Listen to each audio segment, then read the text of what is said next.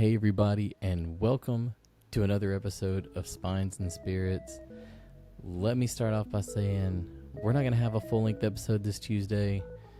We had some personal issues to take care of, but we are going to give you a little bourbon review. My name is Adam, and I am your co-host for this little bourbon review on Tuesday evening.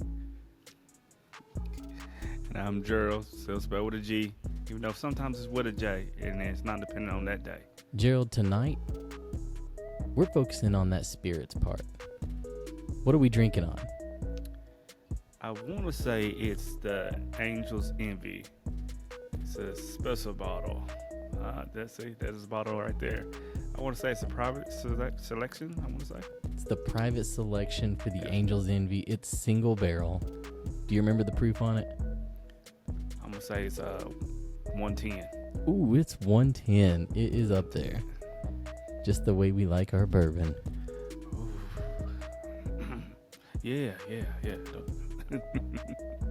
As I mentioned during our weekly episode, this was the birthday bottle that Gerald got for me, so thank you again for that. I also want to say that we are going to get back on track, and we will have another full-length episode coming for you guys next Tuesday. Gerald, why don't you go ahead, take you a little sniff of that Angel's Envy. All right. Tell me what you're getting on the nose. Okay. In a lovely Glencairns. So what we got? I know that 110 proof is strong. I'll say while Gerald is taking his little sniff that this was finished in port wine barrels, so it is aged in the oak barrels like bourbon is, but it's actually moved and finished in a wine barrel. So Gerald, what are you getting? A little hint of vanilla. I think that's like a staple of almost all the bourbons we choose from almost now. That barrel age smell. That's pretty much it. If you ain't ready for it at first little sniff, that alcohol kind of consumes it just a little bit, so you got to back it off your nose and take a nice another sniff of it again. So to me, it almost smells a little fruity. I don't know why.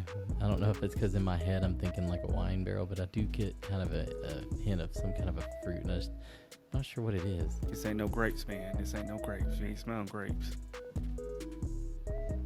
Gerald, why don't you tell us what you're getting with your palate there? Why don't you take a little sip of this thing, and then while you talk about that, I will follow suit and take a little sip. We'll see if we agree. It's definitely, you can definitely tell it's 110. It got that strong, nice burn to it. Not really getting any like a caramelized, like I said last time, like an almond joy with the small batch. None of that. What would you say, Adam? So I definitely think it's a little sweeter in the initial taste, but then just like you said, you get that strong alcohol burn.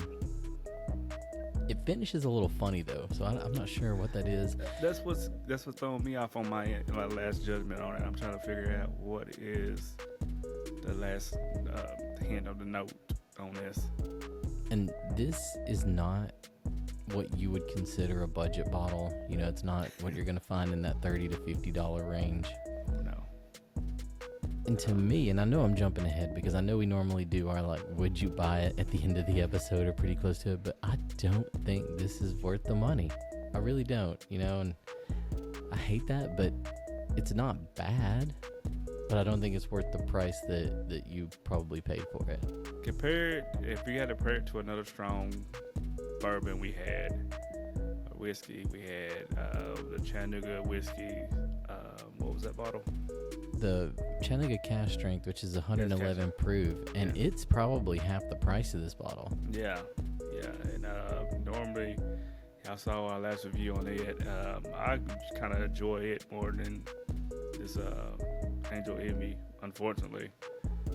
We had previous years ago had the Angel Envy regular bottle. Stay tuned for that one. We will host it on the show, that I could definitely reminds me of being more smooth than what we're having now.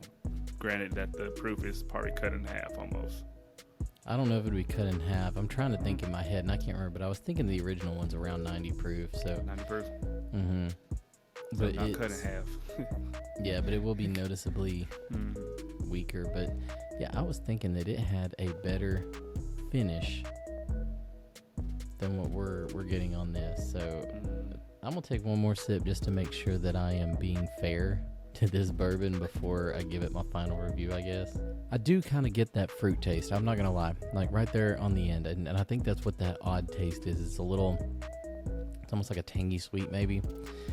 I got my nose flaring, dog. That's all. That's all. I'm like, But I could not, for the price, I'll say that. It's not a bad bourbon. I'm not going to say it's a bad bourbon. It's not. For the price, I don't think I would recommend it. And I hate to say that because this is probably the first bourbon that we've said, like, probably not going to be worth the money. Definitely not. I ain't going to say definitely not because, everybody's palate's different. But I will say we are not a huge fan of it. And probably not another bottle I'll buy in quite some time. Probably won't even go to the bar and be like, hey, we got this. Nope, I'm good. So. Yeah, I've got to agree with you. And, I do know that we're changing it up for the next episode, and I'm honestly kind of looking forward to that. I'll look what we have planned. It is a distiller that we both love, so stay tuned for the next bottle, right? Yes, sir. Well, you guys, we appreciate you tuning in. Normally we would do some kind of a 1 through 10 rating. If I was to do that to this bottle, just for the bourbon, if you told me that there was no money attached to it, I could probably give it like a 6, maybe a 6.5. But with the price tag, like knowing how much this bottle costs versus what you get with the palate and drinking this bourbon, to me it's like a 3.5 or a 4 when you factor in the price, man. What do you think? I was gonna give it a 4 if the bottle wasn't that expensive either. I mean, it's I would say this bourbon, maybe if you mixed it, but then the price of the bottle, ain't no sense in mixing this with nothing. It gotta have its place somewhere, but just not here. Not here. And we apologize to you, Angel's Envy. We are going to give you another shot. Like Gerald said, we're going to try a different bottle down the line, but this ain't it, man. For the price and the way it goes down, you can't even my co-host over here can say that he's getting a little fruity wine taste to it. I'm tasting straight alcohol. Well, we do appreciate you guys listening in, but what I wanted to say as well is if you enjoy what we do, this video is completely sponsored by Gerald because he paid for the bottle. But if you like what we do, like, subscribe. It lets us know that you guys appreciate what content we're delivering. And comment on our videos. Tell us what you like, what you don't like, what you want to see us do. We've said it in the past. Our socials and emails down in the description. We would be more than happy to try something that you guys have suggested.